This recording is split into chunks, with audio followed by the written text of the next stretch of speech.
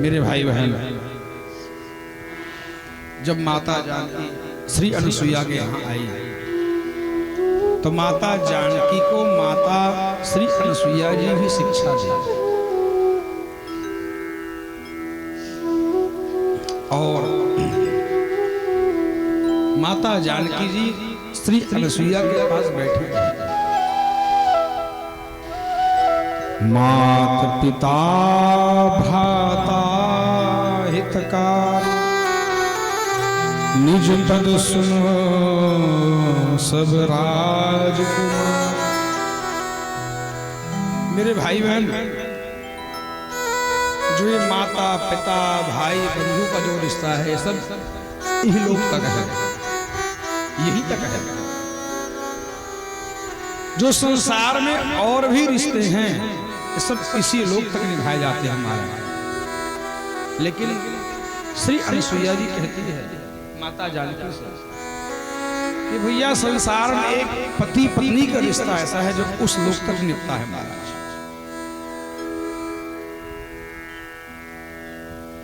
भैया बाकी रिश्ता तो सब यही बनते हैं, ये भाई है, ये बेटा है, ये माँ है, ये बाप है, लेकिन पति पत्नी का रिश्ता उस लोक तक निपटा है महाराज। भगवान के द्वारा, विधि के द्वारा महाराज दोनों के संबंध को जोड़ करके भगवान पैदा कर देते हैं। वो रिश्ता होता है पति और पत्नी का रिश्ता होता है। अमित दान भाता वैद अधम जो नारी से नहीं दे। महाराज श्री अनुसुईया जी माता जानकी से कहती है, जो नारी अपने स्वामी को धोखा देती है, भैया हे देवी, वो नीच से नीच अधम नारी के समान है। क्योंकि महाराज ये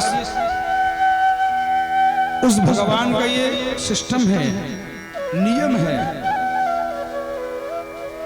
और महाराज बिनु श्रम नारी परम गति लहरी पतिव्रत धर्म छाल छल गहरी।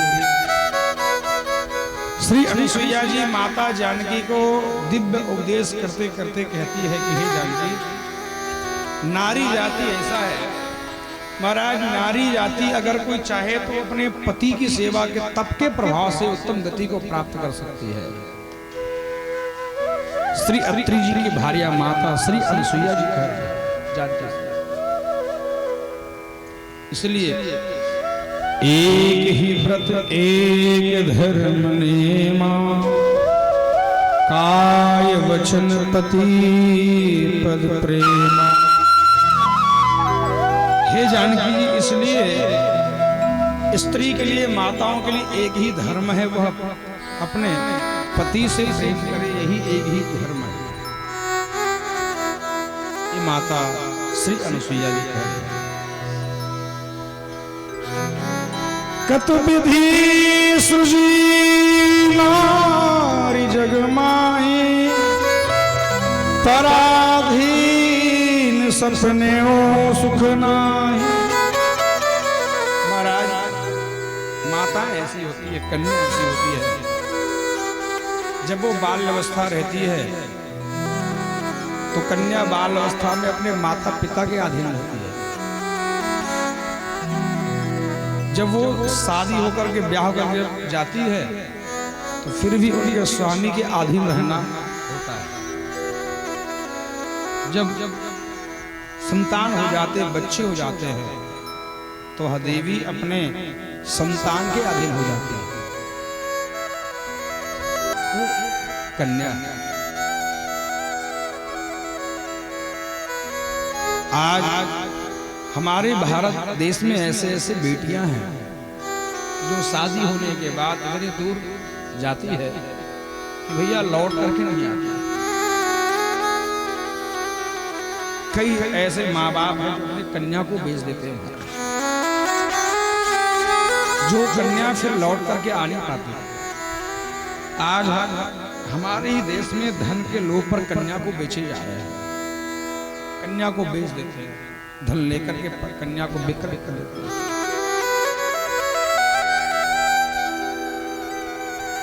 सीधे एक बार जैसे डोली पर बैठ करके वह छोटी सी कन्या जाती है अपने पीहर से जाती है,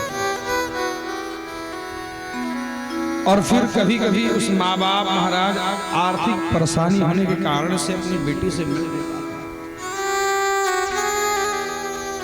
कभी कभी सीधा एक बार ऐसा ही होता है कि महाराज सुनाई पड़ जाता है कि उनकी बेटियां प्राण त्याग गई। महाराज माता पिता उनको पढ़ाते हैं लिखाते हैं, लेकिन भैया अपने प्राण को सौंप देते हैं। एक बात कहें आपसे, दामाद जी को कोई कहो कि आपका घर कौन है, तो वह दामाद जी कहेगा कि मेरा घर वही है, मेरा घर ही है। कन्या एक दिन शादी होकर के आ जाती है, और शादी होने के बाद उस कन्या से कहो कि बेटी आपका घर कौन सा है, जहां पर वो खेली खाई रही पढ़ी लिखी माता पिता का लाड प्यार खाई, उस घर को कन्या कहती है ये अब ये मेरा घर नहीं है।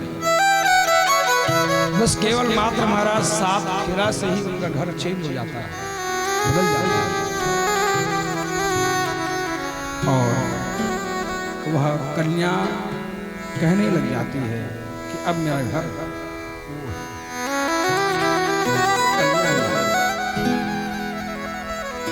जितना कहा जाए इसके बारे में कम है। और भैया ऐसे नहीं कि माता ही रोती है, जितना माता रोती है ना उतना कन्या के पिता भी रोता है।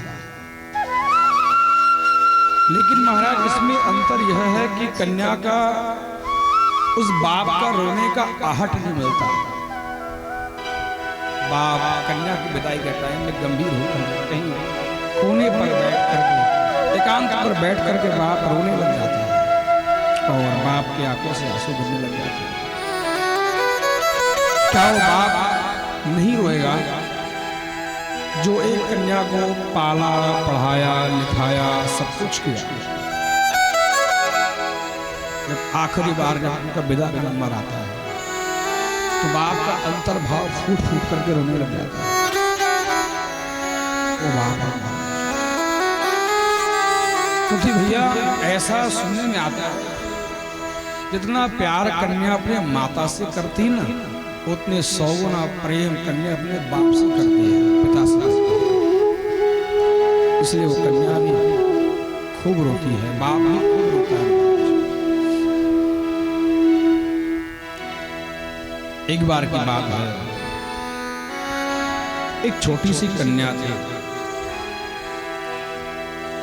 और उस कन्या के माता मर गई थी। कन्या अपने बाप को देख करके रहती थी। एक दिन की बात है महाराज, छोटी सी कन्या अपने पिता के साथ रहती थी। एक दिन उनके पिताजी एक स्त्री को लेकर के और आ गए, दूसरी मां ले आए। कन्या छोटी थी, और छोटी कन्या अपने बाप को बहुत चाहती थी। महाराज संसार में बेटियां अपने बाप से खूब प्रेम करती है। भैया कहने को आता है माता से 100 गुना प्रेम पिता से होता है कन्या अपने।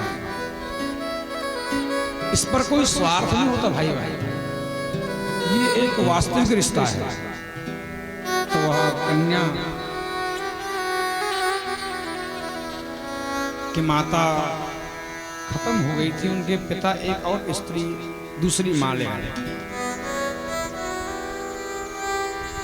दूसरी मां बोली कि बेटी को मैं रखना नहीं चाहती, इस बेटी को आप मार दीजिए। वह बाप अपने उस पत्नी की आधुनिकता को स्वीकार करके बाप ने कहा ठीक है, अगर आप कहती है तो इस कन्या को मैं मार देता हूं। महाराज वह बाप कन्या को लेकर के बहुत दूर गया। छोटी कन्या थी, जान नहीं पाई। पिताजी कहाँ ले जा रहे हैं, क्यों ले जा रहे हैं?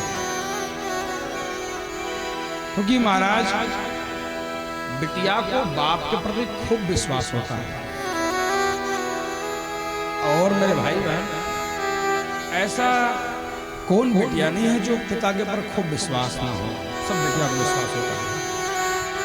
छोटी सी कन्या अपने बाप के साथ छम छम छम छम फायर हो जाती है, छम करती आगे बढ़े। पिता अपने दूसरी पत्नी के बात में आकर के पिता उस कन्या को काटने के लिए, मारने के, दबाने के लिए गड्ढा खोदने लगा। कन्या अबोध बढ़ करके देखने लगी। पिता थक गए गड्ढा खोदते खोदते,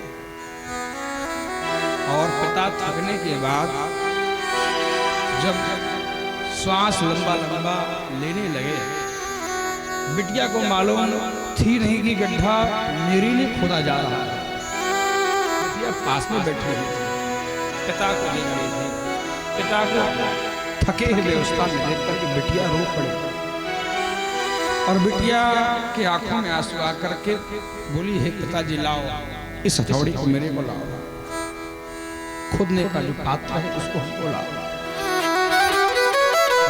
पिता के बदले में वह कन्या ही अपने लिए ही गड्ढा खोदने लगी।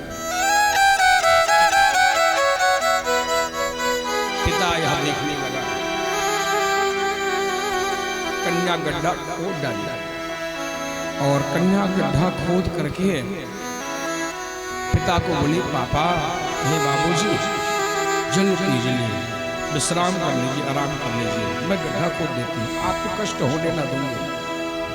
बिटिया गड्ढा खोदती रही, और गड्ढा खोद करके महाराज जैसे ही बोली, हे पिताजी, अब गड्ढा पूरा हो चुका है, तो बताइए करना।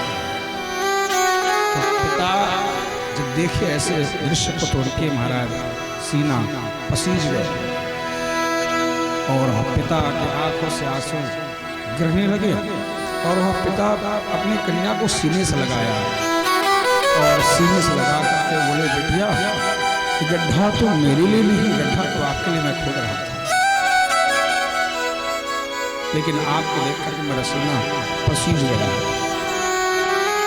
ये कन्या होती है बिटिया, ये होती है। और जब जैसी बिटिया की जब शादी हो जाता है, पिता भी अधीर हो जाते हैं। पिता भी अधीर हो जाकर के महाराज द्वार में खड़े हो जाते हैं। सब अपने सब पल को पिताजी याद करके रोने लग जाते हैं। और बस 7 जिला को प्राप्त करके कन्या दूसरे घर की दासी मालकिन जो भी हो बन जाती है। और जब कन्या अपने उस डोली पर बैठ जाती है ना, पिता एक टक लगाए कन्या को देखने लग जाता है। वो कन्या है। मैंने उस दिन भी कहा था, अगर बेटा होना भाग्य है तो कन्या होना सौभाग्य है। कन्या सौभाग्य से प्राप्त होता है। वह विदाई का पल ऐसा होता है। चलो रे चलो डोली उठा, पिया मिलन की रुत। चलो रे डोली उठाओ कहाँ, पिया मिलन की रुत आई। चलो रे डोली उठाओ कहाँ, पिया मिलन की रुत आई। पी की नगरी में जाओ कहाँ, पिया मिलन की रुत आई। पी की नगरी में जाओ कहाँ, पिया मिलन की रुत आई।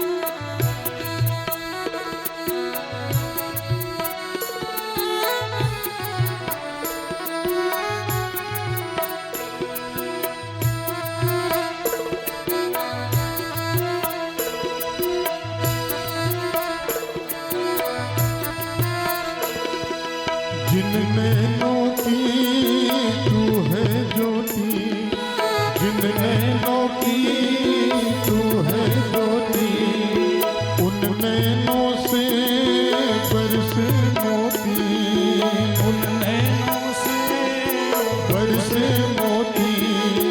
दावा नहीं है कोई जोर नहीं है, बेटी सदा ही पराई होती है। जय नैहर से ले जाओ कहाँ, पिया मिलन की रुत आई। चलो रे डोली उठाओ कहाँ, पिया मिलन की रुत आई। चलो रे डोली उठाओ कहाँ, पिया मिलन की रुत आई।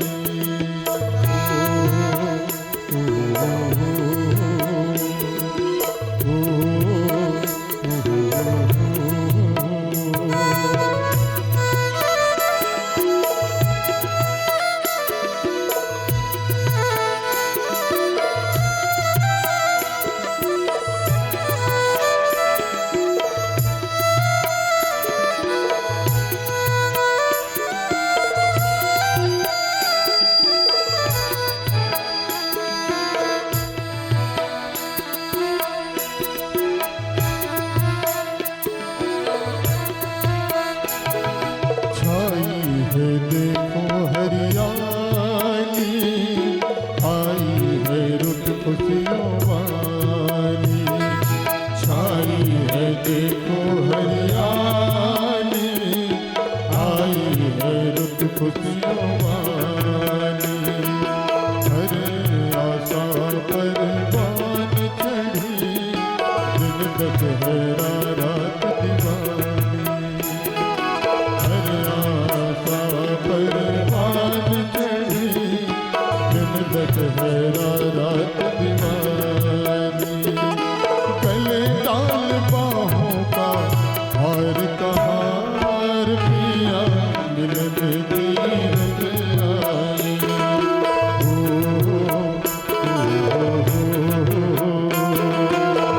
चलो रे डोली उठाओ कहाँ, पिया मिलन की रुत आई। पीकी नगरी में जाओ कहाँ, पिया मिलन की रुत आई। चलो रे डोली उठाओ कहाँ, पिया मिलन की रुत आई। पिया मिलन की रुत आई, पिया